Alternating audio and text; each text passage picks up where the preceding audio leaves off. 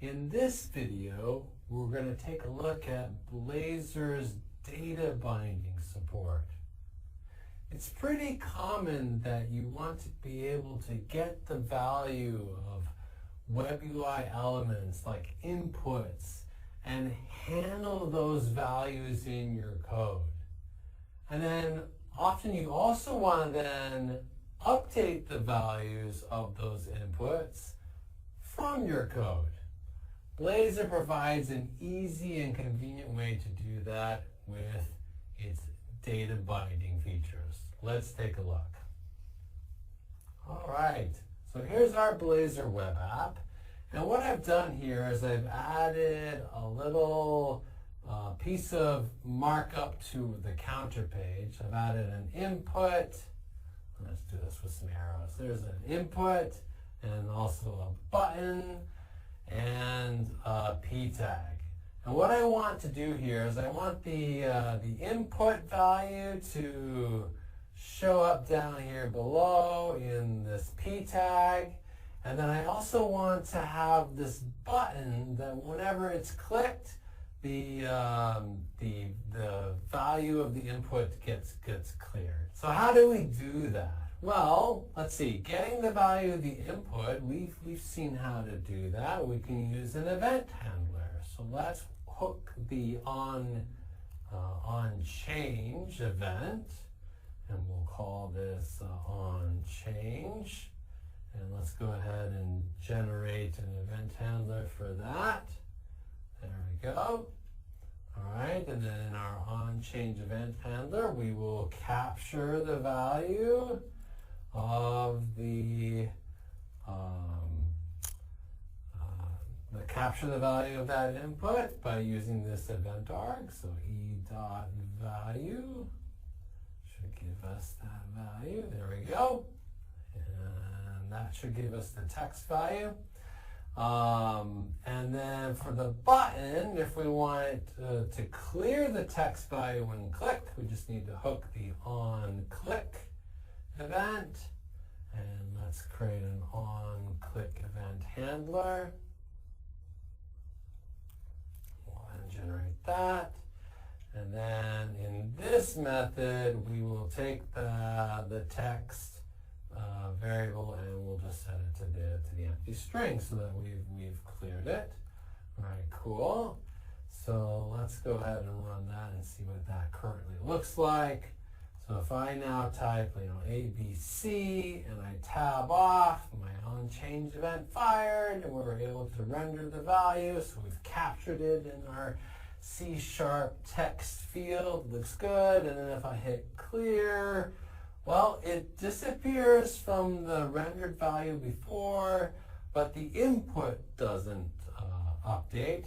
That's because we haven't actually changed the value of the input element itself. How could we do that? Well, we could just go to the input, and it has a value attribute on it that you can set. Let's set it to the value of text. Right, so that when we change text to be the empty string below in the onClick event handler, that should change the input value to be the empty string. Okay, so let's go ahead and save that. And so now if I type ABC and I tab away, we've got our value, and then I hit clear, and now both of them disappear. All right, cool. So I am now able to capture the value of the input into this variable, into my text variable, and then when I click clear, I'm able to change the value of the text variable, which changes the value of the input. And I've done that by creating an event handler and also setting the value manually. But there's actually a better way to do this in Blazor using data binding. Instead of setting up this, double pattern, we can just get rid of all this, and instead we're going to use the @bind razor directive attribute. Okay, and we'll just set this to be the text variable. We're going to bind the input its value to the value of the text variable. That means that when the input value changes, the text variable should change. When the text variable changes, the input value should now change. We'll be able to get rid of this onChange event handler. That can just go away. We'll still keep our onClick handler for our button.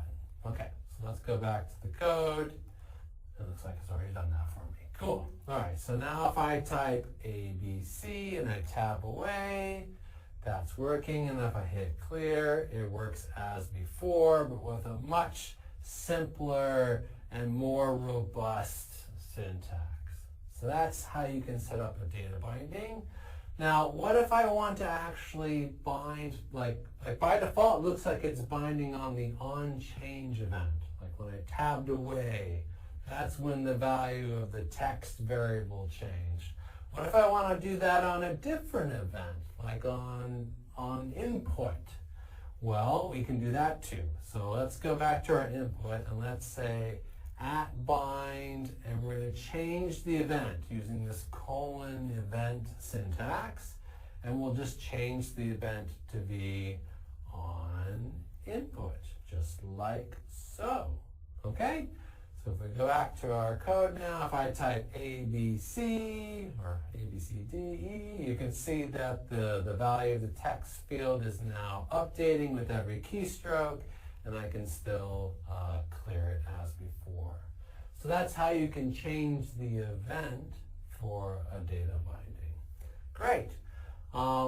Lastly, another thing you can do is you can,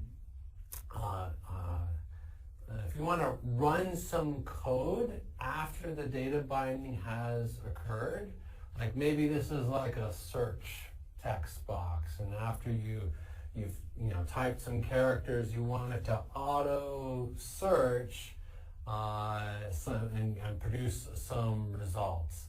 How can you trigger that code to run after the data binding has occurred? Well, there's a way to do that too. We can do @bind: after, and then here we can specify a method that we want to call. Like let's say we want to have a search method like so, and then down below let's add a search method. So let's see, let's make this asynchronous. So async task of search.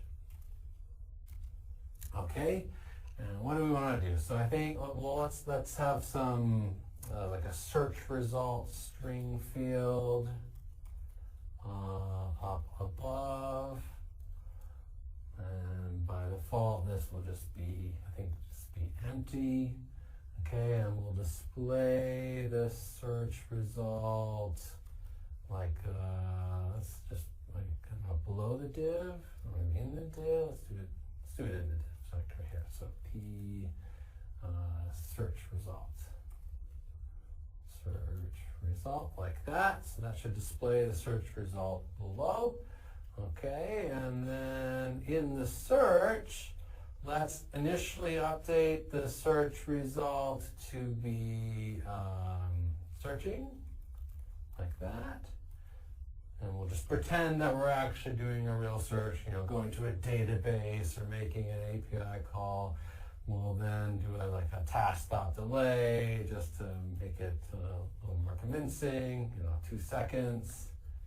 And then when we're done, we'll say that the search result is equal to, let's do a little string interpolation here.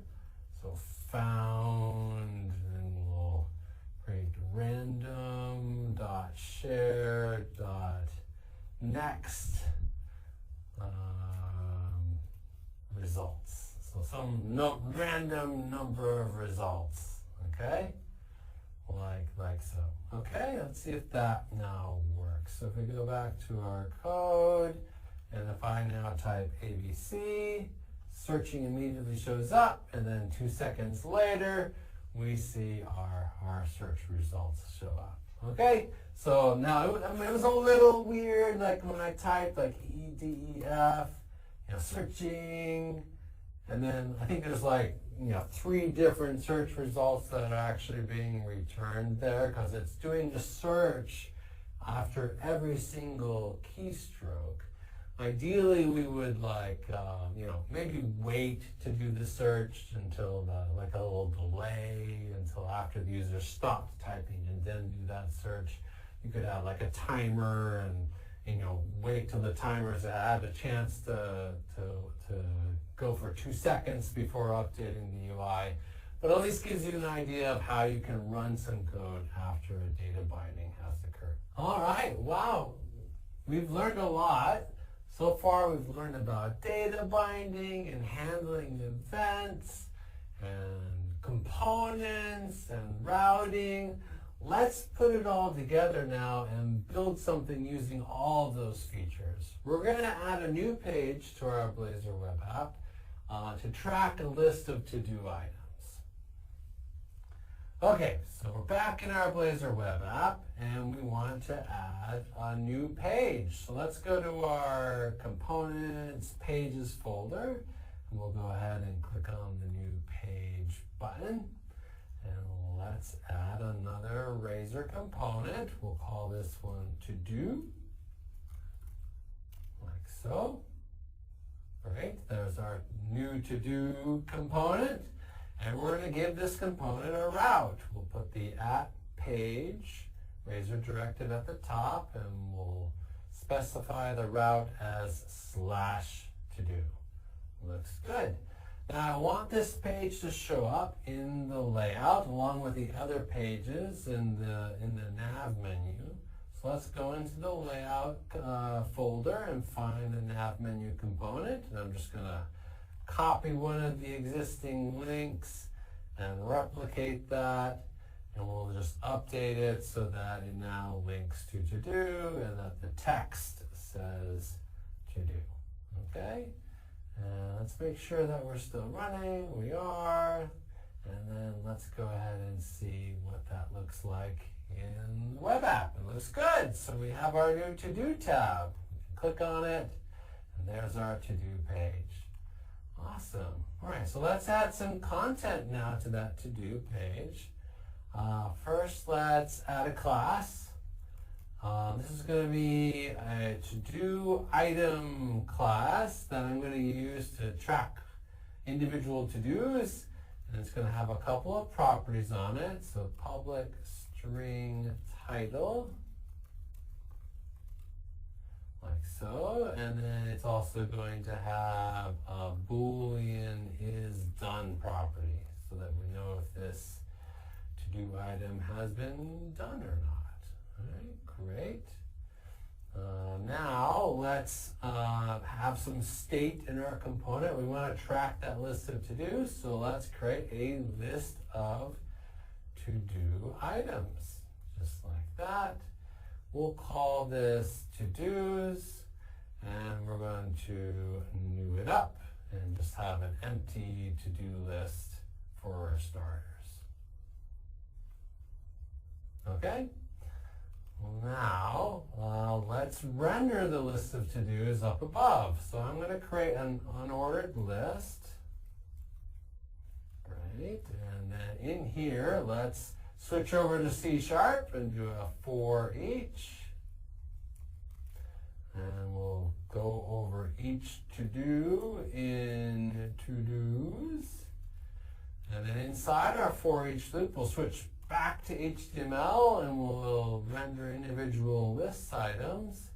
And for starters, we'll just render the to-do title, like that. Okay? Now if we save that, that should hot reload in, and it did, but we still don't see anything, and that's because we don't have any to-dos yet. We need a way to add some to-dos. So let's add a way to add some to-dos. Let's add an input down here at the bottom, and then let's also add a button for adding to-dos. Add to-do, just like that. Okay, now I want to add an on-click handler to my add to-do button, and we'll call this on, let's call it add to do. That's more descriptive. All right, and then let's generate that event handler. Ooh, looks good. There's our new event handler. Now what do we want to do in here? Well, we need to be able to add a new to-do item based on whatever the user types in this input. So I'm going to add a string field, string new to-do, like that. And let's just move it up to be empty initially. And then we're going to use those data binding skills. We @bind our input to the new to-do, just like that. Okay, so now whatever's in the input should be bound to this string variable. And then when we click the add button, we can just say, well, if we have, string that is null, or let's do null or white space. If it's, if it's not, they didn't type anything, we don't want to add a to do for just a blank string. So it's not null or type or white space, the new to do, then we can add it. So let's take our to-do list, and we will add a new to-do item. And in this to-do item, we'll set the title to be our new to-do, just like that. Okay, and then we should probably clear out the new to-do field to be empty again, just like so. Two-way data binding, so we can update the field and update the input as well. All right, let's go ahead and restart the app so that those changes can apply. And let's see if that works. So now we go back to the app. Okay, we've got our input. I don't know, eat. Oh, it's not working yet. Why is it not working? Well, the reason why it's not working is because this page is not yet interactive. Now, we haven't talked a lot about this yet. You may have noticed this when we were working on the counter page, that there was this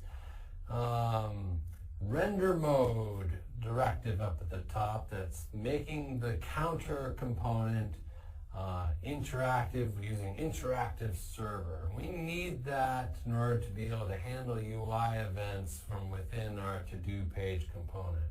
We'll talk more about that in a future video, but for now, let's just go ahead and add that missing directive right at the top, and we'll make sure that that gets applied to the app. And then now let's see, can we add some to-dos? So eat, yes, okay, drink, sleep. Sleep is good. Great. Okay, so it's working. So we're able to add to-dos. Data binding is working.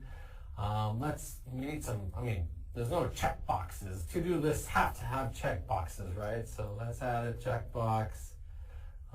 Let's go and do, instead of just rendering the title, let's add a couple of inputs here.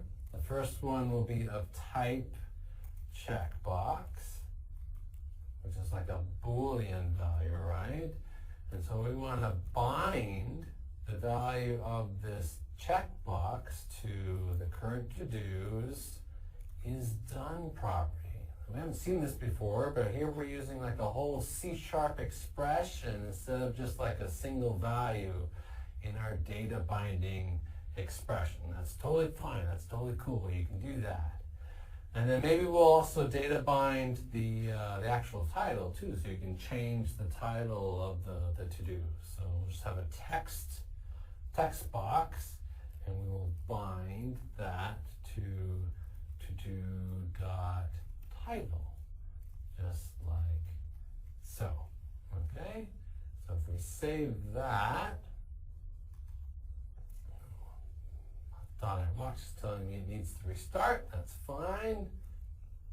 Okay, so now if I say eat and sleep, we've got check boxes, check boxes that we can check, and we can edit this and say, shower instead of eat or whatever. And supposedly that's all data binding, but how can we tell? Well, let's count the number of to-dos that we don't have done yet and display that somewhere on the page. So let's do it right up here in the title. I'm just going to add some parens. That's just content. But inside the parens, I'm going to take our to-dos and let's count the number of to-dos. Well, this has got like a lambda where we take take a to-do and we check, like, is it not done? Is t.is done false? Then we want to count it, right? Count our unfinished to-dos. Let's save that. Let that reload in. Aha! And so now at the top we can have this little counter that if we check all the check boxes, we have 0 to-dos to do. If we add some more, like, I don't know, learn Blazor. Then now we have an undone to-do. So that's how we're able to use all those features together, event handling, data binding, routing, layouts, to build a simple to-do list application.